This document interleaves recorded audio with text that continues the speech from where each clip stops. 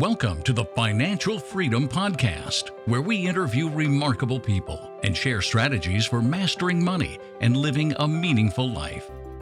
With your host, Grant Sabatier, creator of Millennial Money and author of Financial Freedom, a proven path to all the money you will ever need. Welcome to the Financial Freedom Podcast. It feels so good to be back. It's been over a year since I recorded the last episode, and so much in my life has changed. I know the podcast ended pretty abruptly, but I just needed some time and space in my life, and I never envisioned the Financial Freedom Podcast continuing forever. You know, you see these podcasts that have 550 episodes. Not only did it take well over probably 550 hours to record that content, but podcasts take a lot of time behind the scenes, especially when you're interviewing guests. And you know that I believe that time is so much more valuable than money, that I really felt like the Financial Freedom Podcast had accomplished its goal. It was designed to be supportive and additive to my book, Financial Freedom. I wanted to use it as a way to interview the people who had inspired me on my journey, people like Vicki Robin and J.D. Roth and Tony Robbins and James Clear, and bring them onto the show and my father and talk about their unique thoughts on financial freedom and building a life you love, and then share a few stories of others who had reached financial independence. Of course, there are a couple episodes thrown in there from the book tour when I did over 80 events and the book launched, but that was meant to be it. I didn't envision continuing this show or this podcast. I thought that it had done its job and I would put it to bed. But some interesting things have happened over the past couple of months. I started getting more reader and listener emails saying, "Hey Grant, what happened to your show? What happened to the podcast? Hey Grant, just found and binged all of your podcast episodes.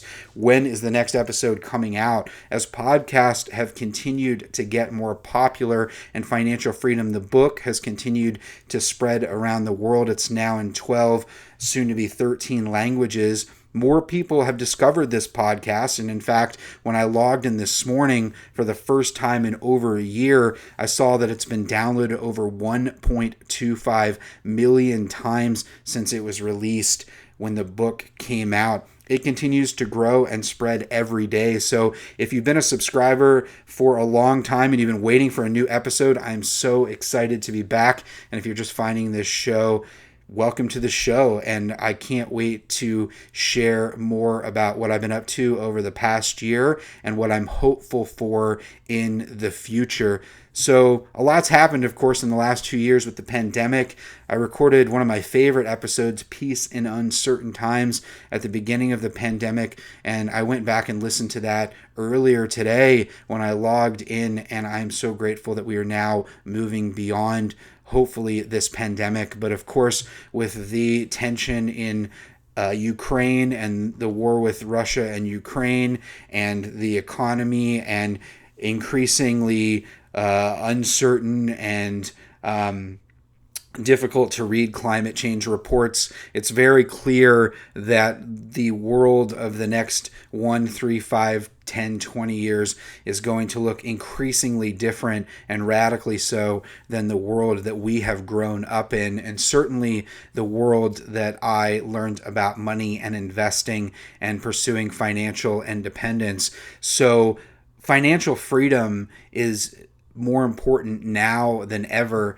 And over the past month, as I've been getting more emails about the podcast and more people have even been searching on Google, what happened to Grant Sabatier, wondering where I've been, I started thinking very hard about whether I wanted to participate in the money conversation and start sharing more about my story. In fact, when the book came out and the 2 years after the book and traveling around the world talking about it, I thought that that was going to be the last thing that I did in the money world. In fact, I was not only burnt out, but I was just tired of having the same conversation. You know, I did over 500 media interviews and podcast interviews, and eventually I started sounding like a caricature of myself. I was able to, use a turn of phrase that I knew, someone would laugh at or that would inspire someone else. And it was no longer fun. It was no longer challenging me. I wasn't growing.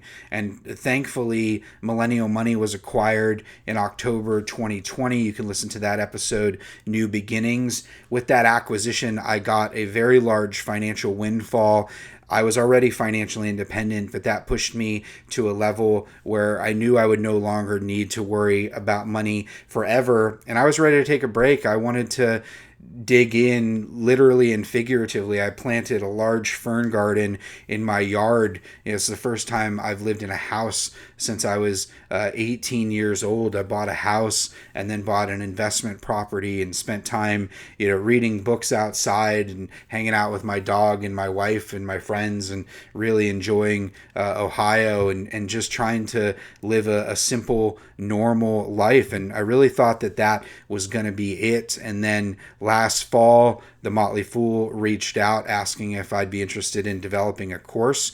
And so I spent 2.5 months filming in Cincinnati, Ohio, and in New York, and released Financial Freedom in Uncertain Times, the course, this January, which was successful, and students have been enjoying it. We're planning to relaunch it, or I'm planning to relaunch it in a couple of months. But after that, I was planning to be completely done, and I didn't want to write anymore or think or even talk about money at all. In fact, when I had a conversation with my wife recently and she asked me what I wanted to do next, money and talking about money was really the last thing on my mind. But over the past month, as I've been getting so many emails about the podcast and also messages on social media from places like Taiwan and Japan and South Korea and Bolivia and Peru and the UK and Australia, as I've been getting messages all across the world, I started to realize that even though the book came out over 3 years ago, it's continuing to spread and have an impact in people's lives. And for some reason, I naively thought that, I'd write the book and I wanted it to do well and have an impact, but then I'd be able to move on to other projects and other things, and forgot the fact that, I can't go into everyone's house and take the book off their bookshelves and go into libraries and get rid of copies of the book or delete the audiobook online. The book continues to exist.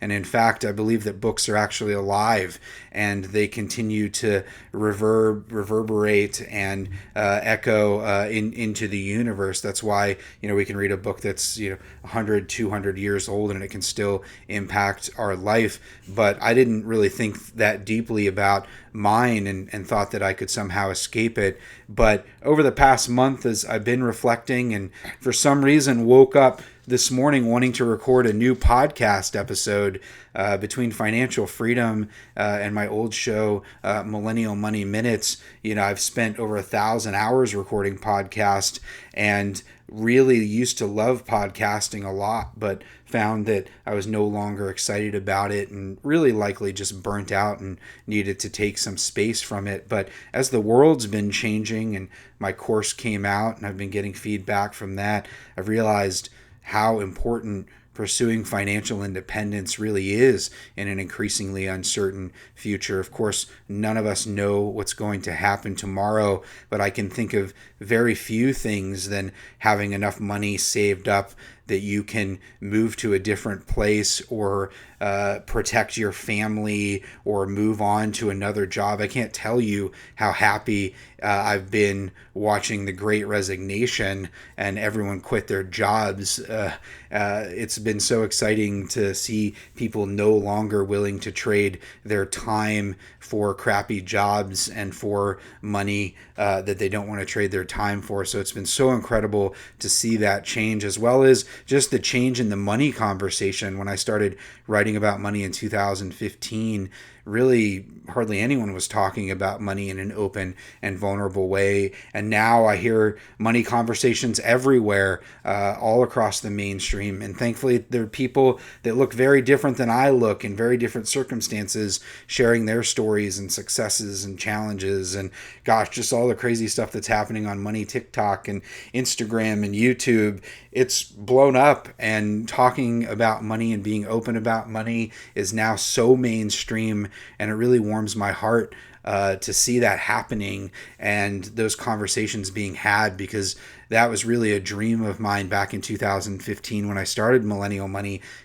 And it's just so incredible to see it come to life, because it's so important to talk about money with not only your friends and your family, but your coworkers as well, because everyone deserves to be paid fairly and be given an opportunity. So really the question is, what do I do with this podcast, and how do I get back in the game? In fact, I had to record this episode 4 different times. I was so rusty. I like to record these podcasts just in one burst because I just like the energy, and I like to be very open. I try not to do a ton of editing, but I haven't made a plan really for the show beyond I do have some people in the financial independence community who are doing really cool things that I've been wanting to have conversations with, and so I'm going to invite them on the show to have those conversations so you can listen. I also want to talk more about investing generally and how you can build an investing strategy for an increasingly uncertain future. I used to be so ride or die index funds, Vanguard Total Stock Market Index Fund, and a few individual stocks. But as my own investments have moved into things like sports cards and watches and art and wine and some other alternative assets, and even investing in a year of food to have stored in case something happens in the world. I'm still looking at property in northern Maine. Thankfully, in Ohio, where I live, the climate change reports show that it's a pretty good place to live. But I recently put solar panels on my entire house. I made that investment, which was $52,000. But after the tax credit, it would be about $32,000, $33,000. But I put solar panels on my entire house and a battery wall, an end-phase battery wall. And now I'm able to power about 90% of my house's energy needs from the sun and from solar. And I have a plan to be able to go off the grid. In fact, I have a switch that allows me to do that at will, and I'm learning all of that data so that I can eventually have the house be completely off the grid. I'm even considering drilling a well in my yard with a water filtration system. But this idea of investing really in my own life has expanded considerably since I wrote Financial Freedom, because once I had enough money, then I really had to think about diversification. I realized pretty quickly that I was overexposed in stocks, and so I actually sold some of my Vanguard Total Stock Market Index Fund stocks and move them into other asset classes, like buying my first investment property in my neighborhood and buying some other assets that I'll share in later episodes. But investing really has expanded to all areas of my life, and I look forward to talking more about it, as well as hopefully bringing some people onto the show who have deeper expertise than me on particular topics that I want to talk about. Permaculture is actually one of those, and building sustainable food systems. And you may or may not know that I used to grow all of my own lettuce in my kitchen when I lived in an apartment in Chicago when I was vegetarian, and I learned a fair amount about hydroponic growing during that period, but I remain curious about it. And so I, like a lot of people in the world, are preparing for this increasing uncertainty. And financial freedom as a concept goes way beyond just money, as we talked about. Even my thoughts on freedom have changed a lot in the past year, especially when we were all locked up in our houses. I have been doing more traveling recently, and will be doing some more in the future. But I naively thought that freedom meant having enough money and time to do whatever I wanted in my life. That's really my definition of freedom in financial freedom. But over time, in conversations with people like, Vicky Robin and friends, I've recognized that freedom really only exists within limits. And there are so many limits in our life, even when we don't recognize it. Of course, there's the ultimate limit of death, which is hopefully far, far in the future for all of us. But there are limits around how much time we have in the day. There's limits around the things that we can do physically, even things that we can do mentally. I've noticed, even in my own life, just getting back into fitness and working out. As I mentioned, I had some health challenges, getting COVID twice last year, and that really weakened my body and my immune system, and I suffered from terrible fatigue for months. Getting back into a physical exercise regime, there's only so many things that my body can do. I'm never going to be able to run an ultra marathon. Maybe I could, but I hope that I don't ever want to. But freedom really does exist in limits, and so much of life, it's not about having unlimited choices. It's about being able to recognize your limits in your life and then working to push those limits, but operating as well as you can within them. And what I mean by that is it's not about having unlimited choices. It's just about having the choice to do the things that you love. But in order to figure out what you love, I've talked about before, you have to take the time to take risks and explore and push yourself and try new things and evolve. And the things that you love now are likely different than the things that you loved in the past. And so, a very simple example for me is just video games. So I'm not a gamer by any means, but, I've recently been traveling and I bought a Nintendo Switch Lite, just the video game player,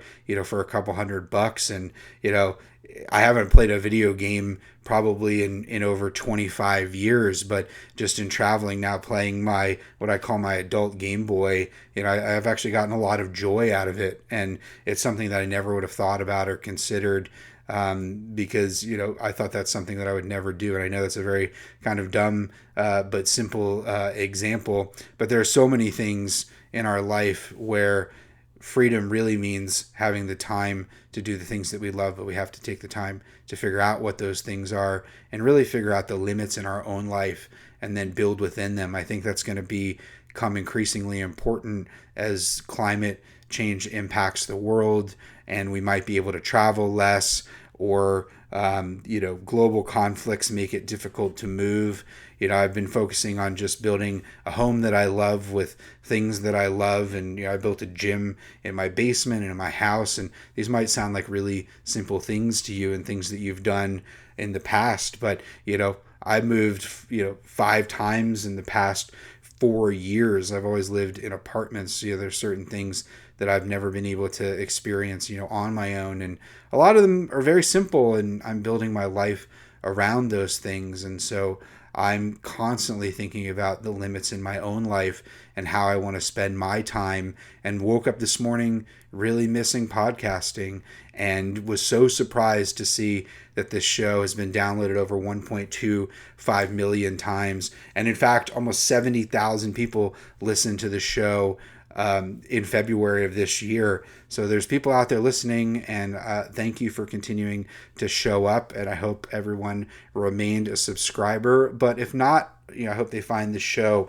Again, it brings me a lot of joy just to sit here this afternoon and do this and share again about my own life and the challenges that I'm going through and the things that I'm learning. I could never have envisioned my life being here 5 years ago after reaching financial independence and, moving to New York and, working with large brands like, General Motors and, becoming a finfluencer and all these things that, I never expected and, to be honest, never really wanted. All I wanted to do was be able to share my story and help other people on their own journey, and everything that came with it was such a ride, was such an experience.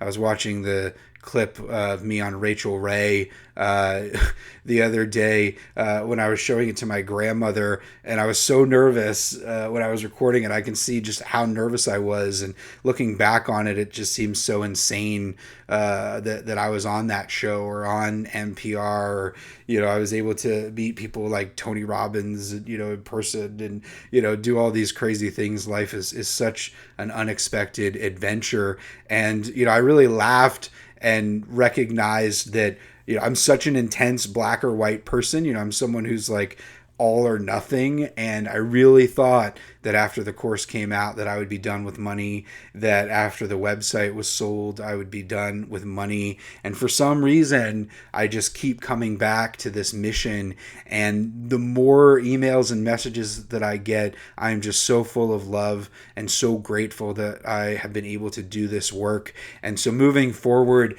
as I've worked hard, very, very hard, to cultivate more balance in my life, it is something that I'm absolutely terrible at. You see people on social media. I have friends, they're just like working out every day and they're optimized, and that's just not the kind of person. When it came to money, I was certainly optimized, but everything else in my life is just a mess. Like my office looks like a college dorm room. It's so messy. Not now, I actually cleaned it up, but it's one of these things.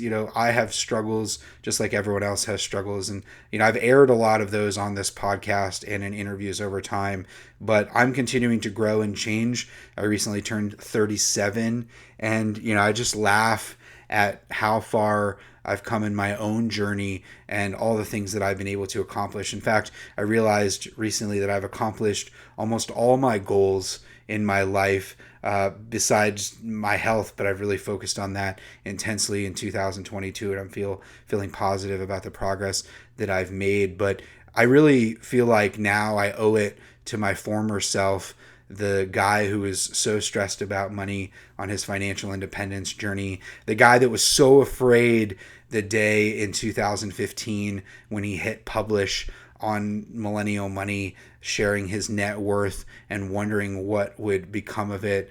The guy who was so nervous in his first CNBC interview that I almost had a panic attack.